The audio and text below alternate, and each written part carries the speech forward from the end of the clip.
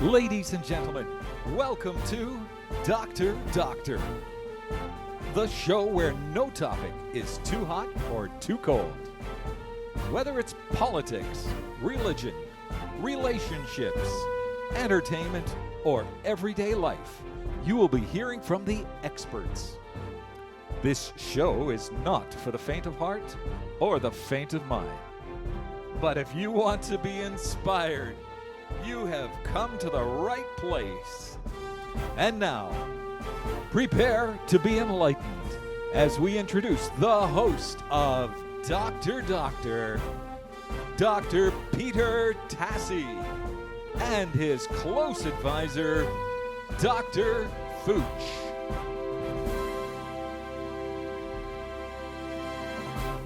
Today we're going to talk about his profession, the career that he chose to be an electrician. You've heard him talk about that in the past in other podcasts about the work he does.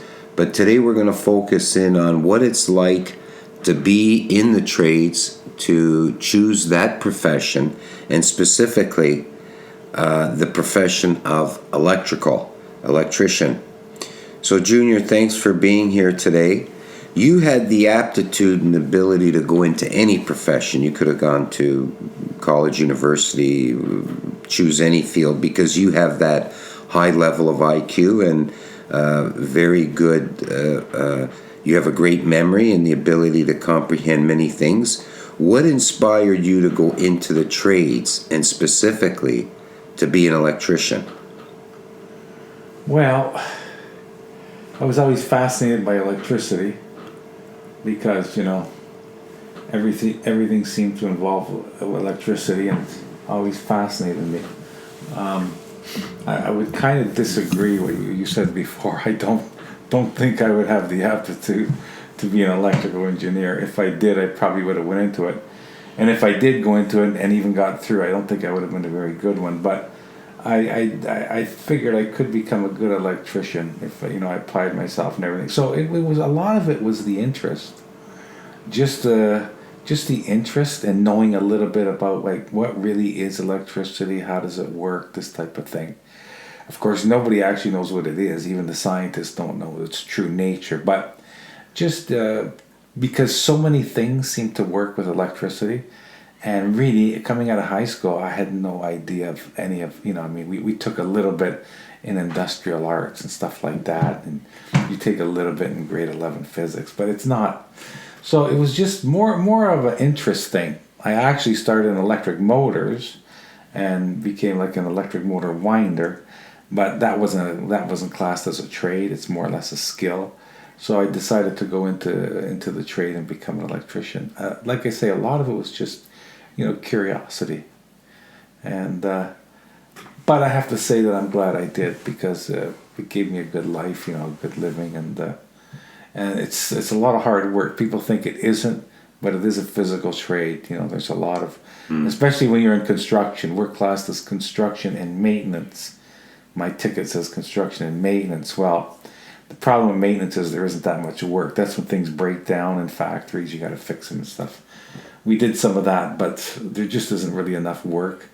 So most of it's construction. So it involves, running conduit, pulling wire, stuff like this. It's not easy like everybody thinks. It's a physical trade like plumbing is. Right. Now, just staying on that first question I asked you for a minute. You have an inquisitive mind. I've known you all my life. You have an inquisitive mind. You're interested in everything and you read on everything. But what was it about electricity? Like, can you name something specific about it that brought you to that trade? You could have been a plumber. If you wanted to stay in the trades, I think you could have done anything in your life. But if you wanted to stay in the trades, you could have been a plumber. You could have been many trades. What was it about electricity? I think it's just like I say, it's the one thing where nobody really knows. To this day, nobody, even physicists, and they don't know the true nature of it, but we know how to use it, control it, and I think that's what it is. It's just that I mean, even you look at these computers, everything runs by electricity. And whereas other things, plumbing, okay, but I mean, it's important and everything, but it's not really fascinating to me. You know what I mean? I'm not fascinated. Okay, you turn on the tap, you got water there and everything. I mean, it's pretty straightforward. The same as an auto mechanic. There's a lot of stuff involved and everything, but it just didn't fascinate me the way electrical does. Now, there's no difference in difficulty. It's just as hard to be a plumber as to be an electrician. It's just as hard as a mechanic or a HVAC guy, or refrigeration guy, or a carpenter, which is probably harder because they're constantly dealing with angles and geometry. But it's just that I think everybody feels the same way about electricity. It's that fascination with it. And I was hoping to maybe understand, actually, if I became an electrician, what it is or thing, but no. I mean, it's like almost a spiritual thing. We don't know. And it's the same with electricity, you know what I mean? We can give you the chemical element and this and that, copper, and how it can transfer electrons and all this. They could tell you all this stuff, but the true nature we still don't know. So we're fascinated by it. Right. As opposed to other trades, which, you know what I mean, they're just as important, but it doesn't have that sort of mystique about it. Exactly. Yeah. Exactly. Yeah. Were you, so you alluded to this, you were happy with the trade you chose? No regrets? No, none at all. And it met your expectations? I would say so. But the only thing was, I realized that even if you become an electrician, or Frankie's an electrical engineer, we still don't know. We still don't really know the true nature and how it's like, how do you see, right?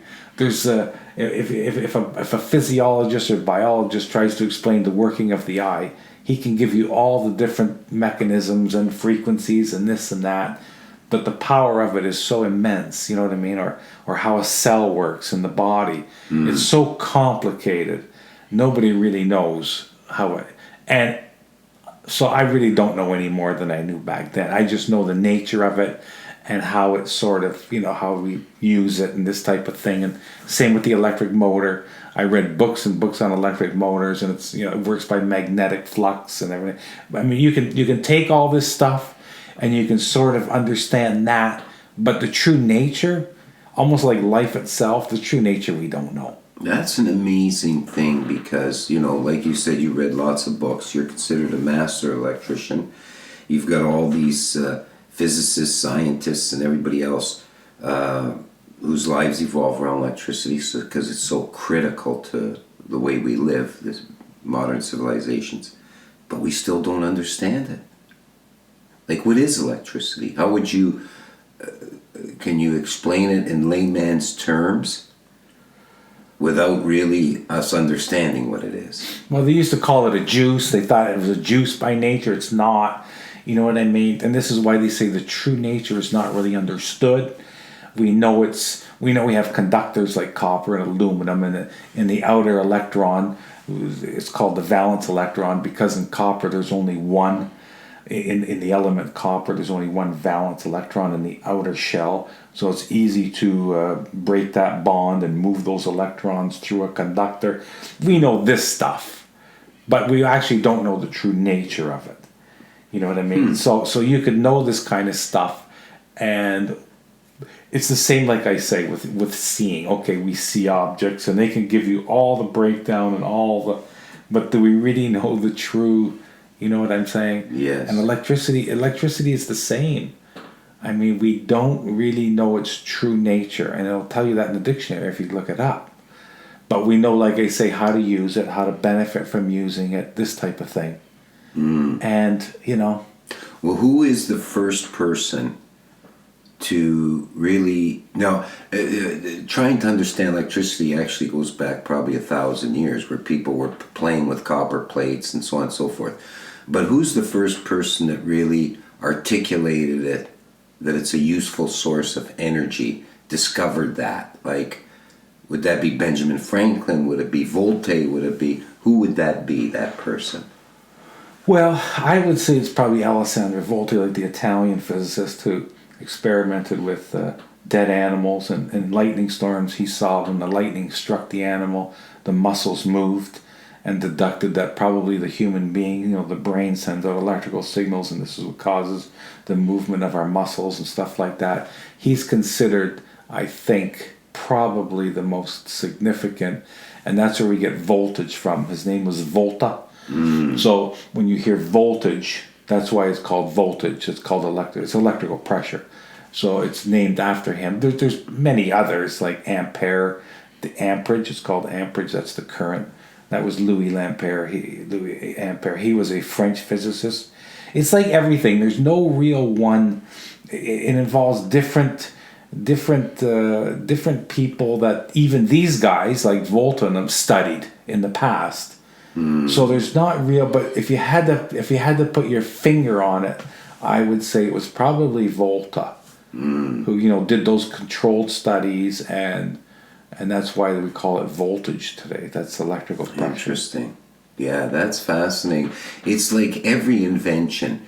There is, even the printing press dates back thousands of years because the first printing presses were manual, done by the Chinese. But we attribute it to Gutenberg, but really it goes back. It's a combination. It seems like evolution is a combination of a million different little discoveries by all these different people till it solidifies into one practical use. Yeah, that's true. Even Sir Isaac Newton, who today still considered the greatest scientist and mathematician of all time, even he said, if I've been able to see beyond, it's only because I've had the shoulders of giants to stand on. So even he was studying. The inventor of the radio is Marconi, an Italian-Irish physicist, but he sort of, because he's the Marconi radio and he sent the first signal across the Atlantic. But you can go back before him, Heinrich Hertz, the German, that's where we get the frequency, Hertz. So even he was studying, and it goes back before. So like you say, these things, and who really knows, because there were societies like the Chinese, the Egyptians, and because they were isolated, they weren't part of like what you'd call the industrial world, the Western industrialized world. They did have stuff that we don't even know about. They were experimenting with these things. Like alchemy. Before chemistry, you had alchemy, they called it. And a lot of societies had it. Different metals that they would melt together and this. Yes. So it is hard to try and pinpoint.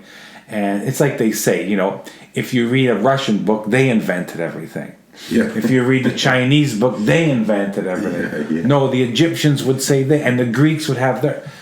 You know what I mean? That's not the important thing. The important thing is we have it, and therefore we can use it, and it can benefit society. Because let's face it, they're all dead anyway.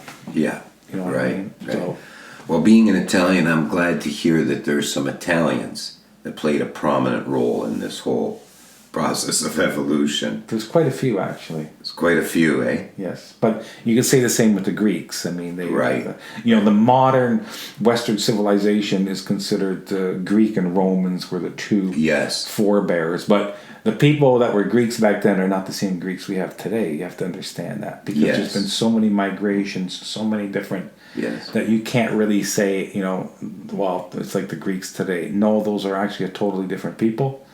And even the Italians, you know what I mean? The original Italians, I mean, there's been so many invasions of all these civilizations and countries that it's so, I mean, now they can go back with DNA thousands of years and actually show where your family and thing came from. And so I don't, I don't put too much, these people try to say that they invented or they did. The important thing is we have it. Yes. Now we use it for the best that we can, you know what I mean? Yes. And appreciate these people. That gave us. Absolutely. You know what I mean? Like I spent their life. So many scientists and people died in experiments. Especially working with radiation and different chemicals, and they got blown up because they, you know what I mean? This type of thing, and so this is the important thing. Not so much where the country it came from or the right.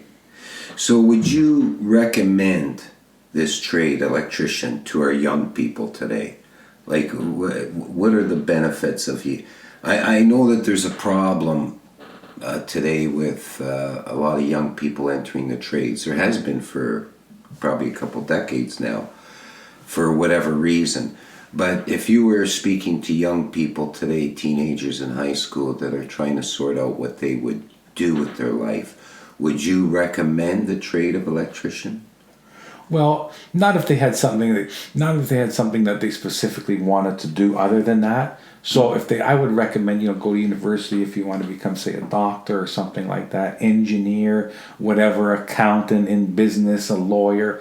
That should be your first, if you desire to do that. Right. If you're going to go to university, I say go to university, study something that people need, and there's, you know what I'm saying, that need and will benefit society.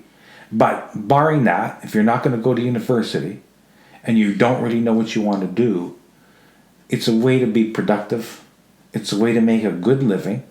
But I'm not going to lie, it's not easy. There's where you have to work. Yeah. But my feeling is if you got to work, you might as well make money. Yes. And in the trades now, even your non-union trades, as long as it's not housing, if it's commercial, industrial, this type of thing, they're making $40 an hour now, most journeymen. Wow. So that's a good wage. That is. And if you're going to work and everything, you might as well do something where you can make money and be productive, as opposed to working, a minimum wage job somewhere. Exactly. I mean, what is the wage span there? Okay, so what's the least amount an electrician will make an hour? well, if we're amount? talking journeyman, and it takes 4 years to be a journeyman. If we're talking journeyman, That's the apprenticeship period. no, that's when you finally get your apprenticeship and when you you get your- wrote your CFQ and now you're licensed. Okay. If we're talking that, probably the average rate right now, non-union, I'm going to say is going to be close to 35 to 40, somewhere in that Wow. range. That's There's still contractors though that will underpay. Yes. You know what I mean? Still guys that are probably paying in the low 30s and this type thing. But if the electrician's any good, he should be making at least about $40 an hour now. If you're at the union rate, I'm not sure, it's well over 50. But they don't work sometimes the full year. They go by, you know what I'm saying. But it's better to be in the union if you can get in and if you can get to work. So basically the span, I'm going to say, is probably anywhere from 30 to 35 to maybe $65 an hour. Wow. Somewhere. That's good money. And if you own a business and you run a business, the hourly rate is even more than that. You can make more. Yes. And as far as apprenticeships go, they start at the first year is 50% of a journeyman's wages. So if you were to start in a trade now, the lowest you're going to make is probably 20, Right. 15 to 20. And then after the next year, it keeps going up. Right. Goes up to 60, 70, 80, and then 100% once you're in your... So you're still going to be making more money as an apprentice the first few years than you would on a minimum wage job somewhere. Exactly. The apprenticeship is how long for these young people? 4 years? It goes by hours, yeah. Usually it's 9,000 hours, 4.5 years. And they go to school 3 of those periods. So that would be like usually 8 to 10 weeks for 3 times. So you're talking maybe 30 weeks of school. Yes. That you go with 3 separate occasions. And the rest is work time that you get credited for. And at the end of it, you have to write what they call CFQ, Certificate of Qualification. And I believe the pass mark now is 70. Mm-hmm. And once you do that, then you'll get your CFQ. You'll be licensed. This is for construction and maintenance. Yes. Factories are different. If you go to the FASCO or Stelco, they go through apprenticeship program. It's not classed as construction and maintenance. It's a different ticket, but it's almost the same thing. Hmm. And then after that, if you want to go into business for yourself, you have to go write a master's test. That's you have to be a journeyman for 3 years, and then you can go write the master's. Mm. And what that does is gives you a license now to price on jobs, bid on jobs. Mm-hmm. See, even though you're a journeyman, you're really not supposed to be doing any commercial work or work where you're doing, because they will ask you when you submit a bid in, they will ask you for your license number, your business license number. That's what the masters. Once you write the masters, after 3 years of being a journeyman, if you pass it, then you go get your contractor's license, which is you pay the city a fee, so that you can now do jobs in the area. I see. And Hamilton license is good for, I forget what it's good for. It's good for a lot of areas in Ontario. And if you're outside the area, you just go to the city hall, say in Ottawa you wanted to do a job or something and you need it, and you just pay a fee. You don't have to write a test or anything. As long as you're a licensed master electrician and you have your business license, a contractor's license they call it, then you can basically do any job, price any job you want. I see. When owning your own business, electrical business, like the pay is good from being an electrician, you've pointed that out. Owning your own business, but owning your own business is a big headache. You know, you're dealing with, you have to pay insurance and workman's comp fees and all these trucks and secretaries and computers, everything. But is it a worthwhile business in terms of financially? Financially, usually it is, although, you know, everybody has you can go bankrupt if you price a job wrong or something goes wrong. Mm. The vast majority of people do well, but the problem is, like you say, it's the headaches. It's all the stuff you have to deal with. Right. You know what I mean? Right. The inspection department. I mean, there's a lot to deal with. Right. I wasn't really cut out for that, so I just kind of worked for myself a few years and went back and worked for a company because. But if you're a real go-getter like that, yeah, there's an opportunity to make good money. Yes, even with a crew of 10, which is considered a small business, if you have 10 men or less, like say 10 men, you can do pretty good. Mm.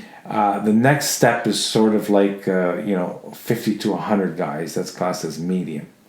Now you're getting into a lot of different.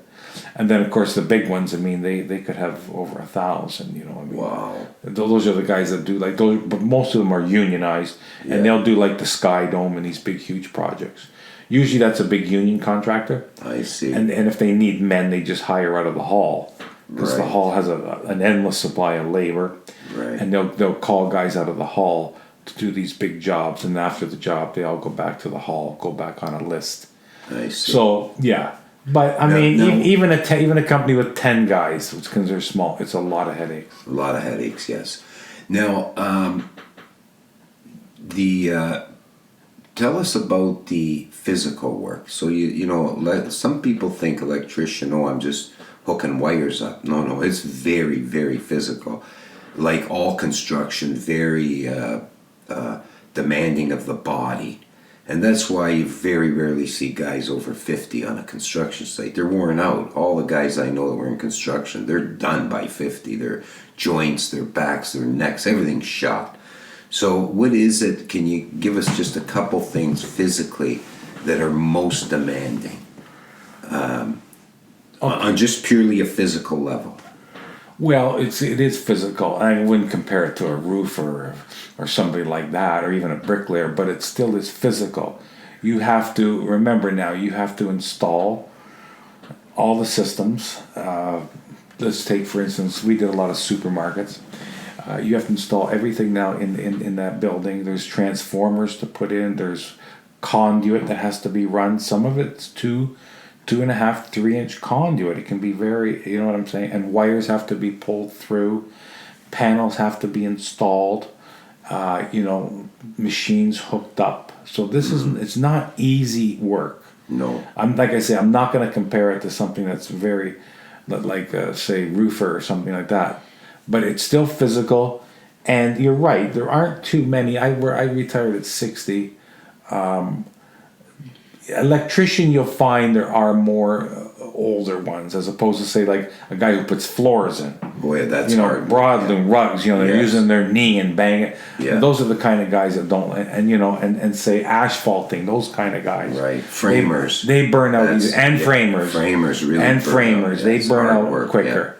Yeah. Whereas the electrician, but it's still physical. It still takes a toll. I used to wear the pouch. And you'd have about, maybe 50 pounds. Now I use a bag that I just carry. I don't wear it on my waist. But I used to wear a pouch on my waist. And so now you're walking around all that weight on. We used to use ladders on the job. and you have to climb up ladders, and now they use lifts. They don't even allow ladders on most job sites. Wow. Now we use the lifts, but we used to have to climb up ladders and run pipe off ladders, and so, I mean, it has gotten a little easier because now they have the lifts and stuff like that, and most people don't wear the pouch on the hip anymore, and I see. this sort of thing. It has gotten easier, but it's, I mean, if you're non-union, it's a lot harder, more physical. The union guys, they have, you know, certain rules and certain they kind of work a lot at a less. They're bigger jobs, Right. and they make more money, so they can afford that, Right. and it's priced for that. Yes. Whereas a small guy who only has, you know, say 10 guys, and he's pricing against other contractors. In many cases, there's many contractors that are pricing for that job, so he has to give a price that's going to be competitive. He can't price for that sort of thing. The big union jobs are usually multi-million-dollar jobs. So, yeah, it is physical. I'm not going to say it's not, but it's not to the extent some of the skills and trades. Going back to the different ways to make money in it, like whether you're union, non-union, working for a company. Let's say a young kid says, you know what, I want to be an electrician, but I don't want to be in the union, and I don't want some company telling me what to do. I'm just going to freelance. People call me, I do their house, I do jobs like that. Do you find that you get called a lot for private jobs? Yeah, you're always in demand. The thing about that, if you choose to go that route, you are restricted in the sense that now you can't do the bigger jobs, of course. Right. You can't do like a supermarket or Walmart, something like that. Yes. Where you need a crew of, you know, 5 or 10 guys. So now you're going to be doing jobs that are mostly probably geared towards residential and small commercial type stuff. So it does restrict you, but you still can definitely get enough work. There's always people that are looking for an electrician. The same as a plumber. I mean, I think those two, electrician and plumber, seem to be the most in demand of any of the trades. Interesting. You can go that route. A lot of guys do. Yeah. And what a lot of guys do is they'll hire a helper, or even an apprentice. Right. And so that, because there's certain jobs you need 2 guys. If you're fishing wire, you need the 2 guys. So a lot of guys are just themselves and a helper and apprentice. But the only thing about that, like I say, you are restricted to smaller jobs. But there are enough of them, believe it or not, that you could do it and make a half decent living. You can make a good living. Yeah. Yeah. Interesting. So this is a trade that young people should seriously consider, and any of the trades, right? Like plumbing is always in demand. We need plumbers, and it's hard to get people to plumbers to come to your house. I know that a lot of people complain about how they were ripped off by electricians or plumbers, because these are desperate times when you have problems, with electrical or plumbing in your home or even in your small business. So you will call someone and you'll accept almost any price they give you just to get the thing done, especially plumbing. So, but why are kids not choosing these trades? Well, I think that a lot of it comes back to the brainwashing. That even when we were growing up, going to school, they always said you had to go to university. Trades was looked down upon. Yes, absolutely. It's definitely changed now because people realize the amount of money they can make. And you're talking basically about supply and demand. The way the economy works with everything is supply and demand. Yep. If the supply is not there and the demand is, you can command a high price. Yes. We see this especially with oil, all the time. Yeah. How much oil's on, and the more you flood the market with, the price goes lower.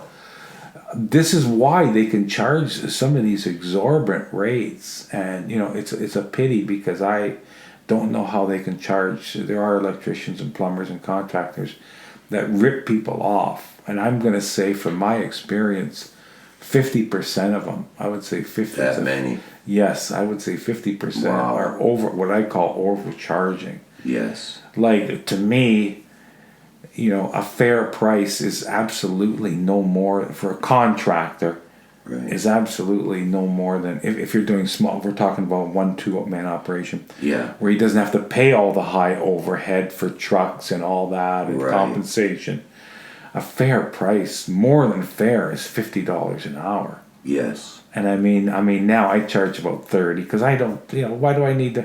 I really don't even need the money. I just do it for something.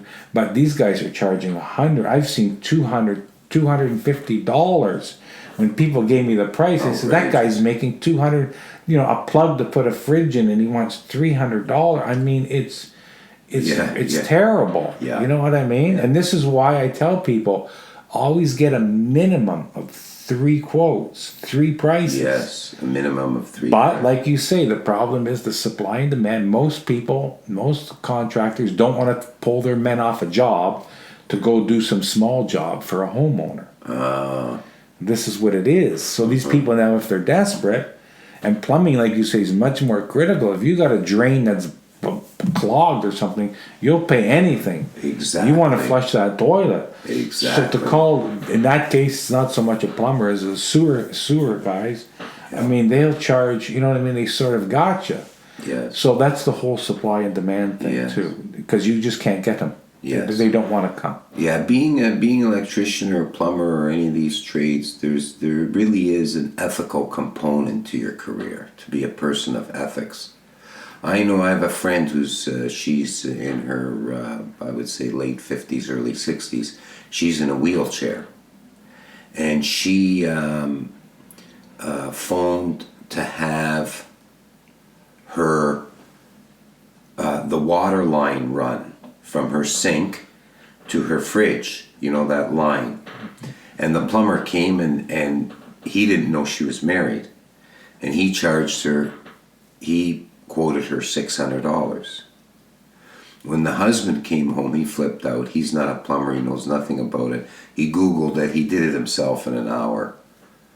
So, it really does demand of a person, their ethical character will come out. The ethics of them. Yeah, and conversely to that, there's like the guy I worked for, he would go do jobs for nothing for people, especially if he knew him or a situation like that where somebody's in a wheelchair. And I'm the same, because you know why? We make enough money that we don't have to. I mean, there's jobs where I went and just said, don't worry about it. You know what I mean? Yes. They had a disabled child or something and everything, and I just, you know what I'm saying? So you do get both sides, but that's a good point. Like something like that, $600, but you get the same electrical. They want $600 to put one plug in. I mean, it's insane. Right.